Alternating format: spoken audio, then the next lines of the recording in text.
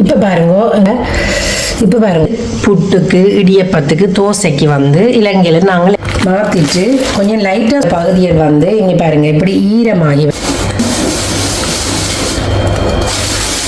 மட்டும்தான் பார்ப்போம். இப்போ ஒரு சரியான ஈஸி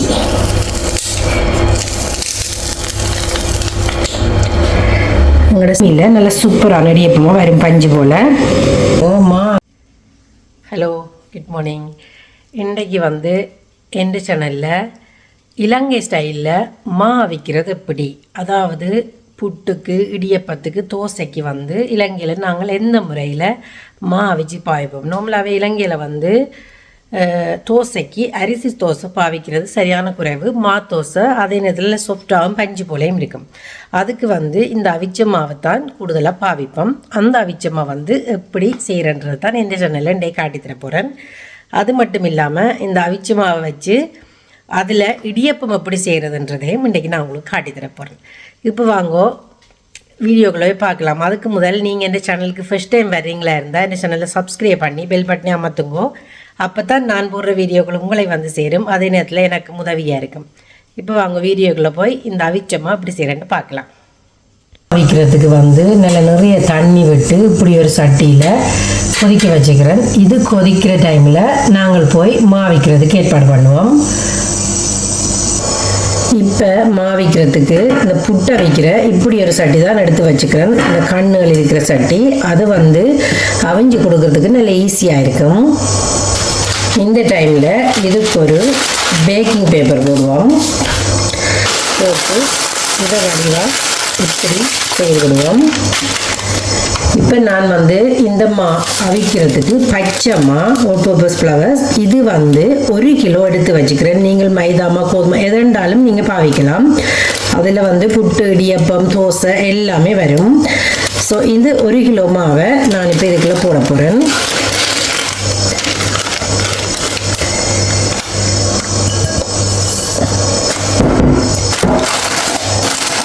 இப்போ பாருங்க, போட்டுட்டு வடிவாக கையால் பரத்தி விடுறேன். எல்லா இடத்துலையும் இது படுற மாதிரி. அப்போ தான் எங்களுக்கு அவியும் போது எல்லா இடமும் ஒரே மாதிரி அவிஞ்சு வரும். இந்த மா அவிக்கிறதுக்கு எங்களுக்கு கூடின டைம் 45 நிமிஷம் வடிவாக காணும். ஏனென்று சொன்னால் இது வந்து கவனிங்கோ 1 கிலோவுக்கு தான் 45 நிமிஷம். இது ஏன் இப்படி என்று சொன்னால் கொஞ்சம் பரந்த இதாக இருக்கிறபடியாக அவிகிறதுக்கு ஈஸியாக இருக்கும். ஸோ ஈஸியாக அவிஞ்சு வரும். இப்போ வந்து இந்த சைடில் எக்ஸ்ட்ராவாக இருக்கிற பேக்கிங் பேப்பரை வந்து லைட்டாக இப்படி வெட்டி விட போகிறேன்.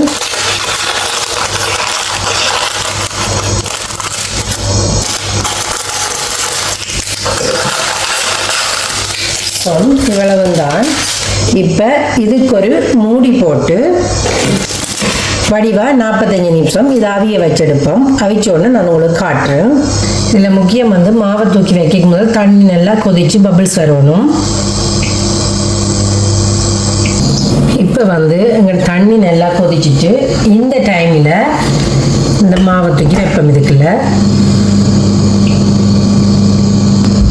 இப்போ சரியாக 45 நிமிஷம் கழித்து இதை எடுப்போம். இப்போ பாருங்க, எங்களோட மா அவிஞ்சிட்டுது. 45 நிமிஷம் சரியாக அவிச்சு நான் இந்த 1 கிலோ மாவை. இப்போ பாருங்க, தட்டி பார்த்தா கல் போல இருக்கும். அதே நேரம் உருத்தினீங்கன்னா சொரு இருக்கும். இது வந்து நல்ல பருவம் வந்து இடியப்பத்துக்கோ புட்டுக்கோ தோசைக்கோ சூப்பராக இருக்கும். இப்போ வாங்க இந்த மா அரிப்போம். இப்போ நான் இந்த மாவை இப்படி ஒரு ஏத்தில் மாற்றுறேன். மாற்றிட்டு இப்போ இப்படி அந்த பேக்கிங் பேப்பரில் எடுத்து இப்படி எதுக்குள்ள மாற்றுறேன். மாற்றிட்டு கொஞ்சம் லைட்டாக சூடாக இருக்கும்போதே உருத்துனீங்கன்னு சொன்னால் நல்லா உருந்து வரும். ஆனால் இது கொஞ்சம் ஓவர் சூடாக இருக்குது, கொஞ்சம் வெயிட் பண்ணுவோம் 2 நிமிஷம். இப்போ இப்படி ஒரு முள்ளு கரண்டி டைப்பில் வச்சு இதை உருத்தி எடுப்போம். ஏன்னா இப்போ கையால் உருத்தினா வந்து சரியாக சுடும். இந்த அவிக்கும் போதே சில பகுதிகள் வந்து இங்கே பாருங்கள் இப்படி ஈரமாகி வரும். இதை தூக்கி போட்டுடலாம். இது வச்சிருக்கணும் மண்டியில் தூக்கி போட்டுட்டு மிச்ச இதை இப்படி வடிவாக உருத்தி போட்டு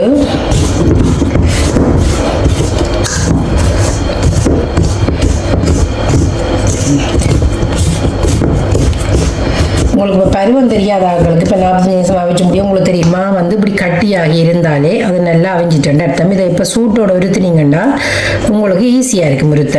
இதே இறுகிட்டேன்னு சொன்னால் சரியான கஷ்டமாக இருக்கும். ஸோ கொஞ்சம் லைட்டாக சூட்டோடையே இப்படி உருத்தி எடுங்கோ. இப்போ பாருங்க, இதை நான் உங்களுக்கு அரிச்சு காட்டுறேன். நான் வந்து இப்படி ஒன்று தான் பாவிக்கிறேன் அரிக்கிறதுக்கு. உங்கள்கிட்ட வந்து பின்னரை இருந்தால் பின்னரை பாவிங்கோ. இப்போ பாருங்க, இந்த மாவை இதுக்குள்ளே போட்டு கொஞ்சம் கொஞ்சமாக அரிச்செடுப்போம்.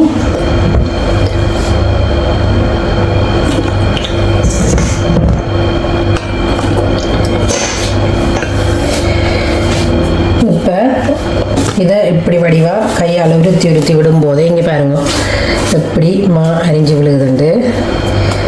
இந்த டைப்பில் இதை வடிவாக இப்படி அரிச்செடுப்போம்.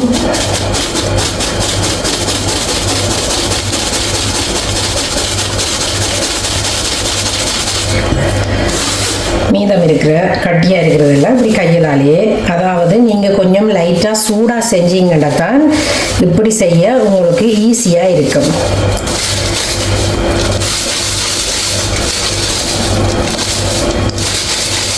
இப்போ பாருங்க, நாங்கள் அரித்ததில் இவ்வளவு வந்து வேஸ்ட். இது எப்படி இருக்குன்னு சொன்னால் கொஞ்சம் ஈரத்தன்மையாக இருக்கும். அந்த இப்போ தூக்கி காட்டினேன்ல அந்த டைப்பில்.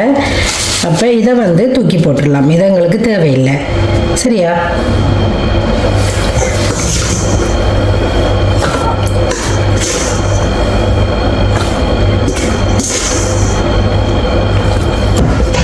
இதே மாதிரியே மீதி இருக்கிற மாக்களையும் அரிச்சு எடுப்போம்.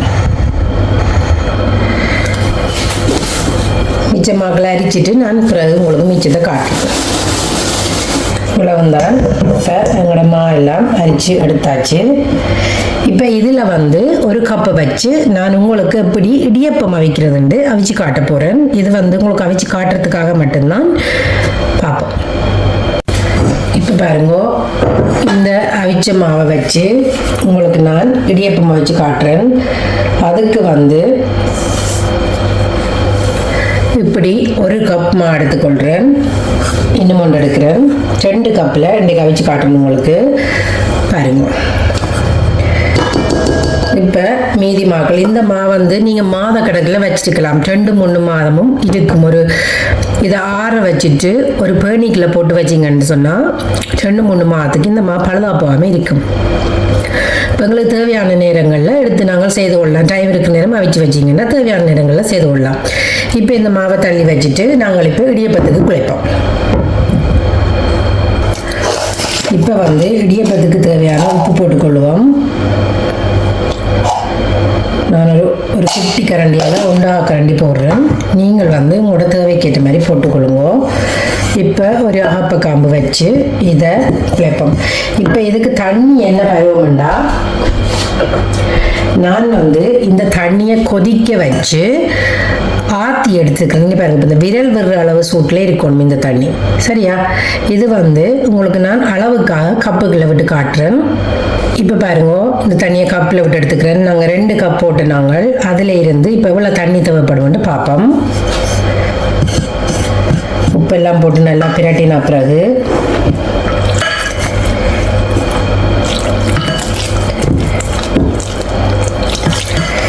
இப்போ வந்து 1 கப்பும் ஃபுல்லாக விட்டுட்டேன்.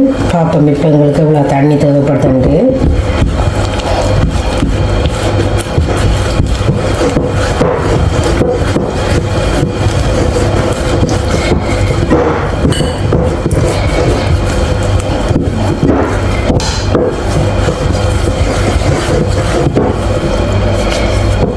எங்களுக்கு இந்த 1 கப் போதும். நான் இப்போ இதை வந்து கையால் பிணைகிறேன். சூடெல்லாம் ஆறி இருக்கும். ஸோ கையால் பிணையும் போது ஈஸியாக இருக்கும். இந்த தண்ணி வந்து பெருசாக சூடு இல்லை.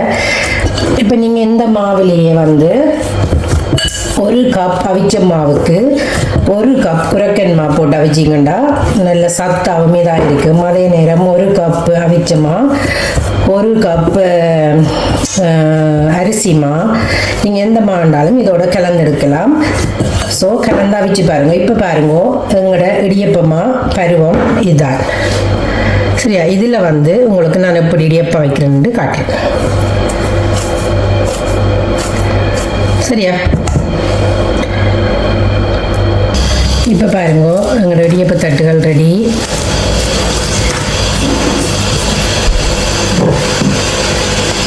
இப்போ இந்த மாவை எடுத்து இதுக்குள்ள போடுவோம். இடியப்பம் அவிக்கிற மெத்தோடெல்லாம் வளமையாக செய்கிற மாதிரி தான் நான் எந்த வீடியோவில் போட்டிருக்கிறேன் எப்படி இடியப்பம் அவிக்கிறதுண்டு. அதையும் நீங்கள் போய் பார்க்கலாம். குரக்கன் மாவும் போட்டிருக்கிறேன், நோமலாவும் போட்டிருக்கேன். பாருங்கள் எவ்வளவு சாஃப்டாக புளிப்பட்டு வருதுண்டு. இதுதான் அவிச்சமா இடியப்பம் பார்த்தீங்களா.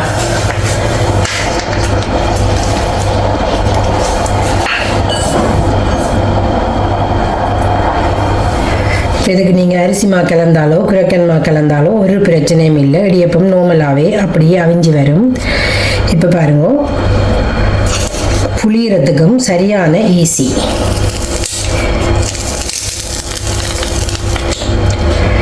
உங்களோட செமையான சூப்பரான இடியப்பம் ரெடி ஆகிக்கொண்டிருக்குது.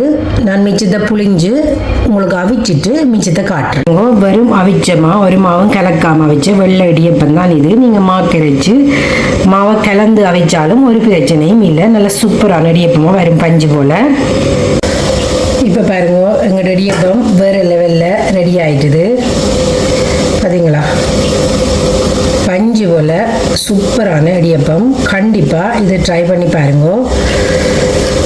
மா அவிக்கிறதும் ஈஸி, இடியப்பம் அவிக்கிறதும் சரியான ஈஸி. பாருங்க எப்படி எப்படி பஞ்சு போல் இருக்குண்டு.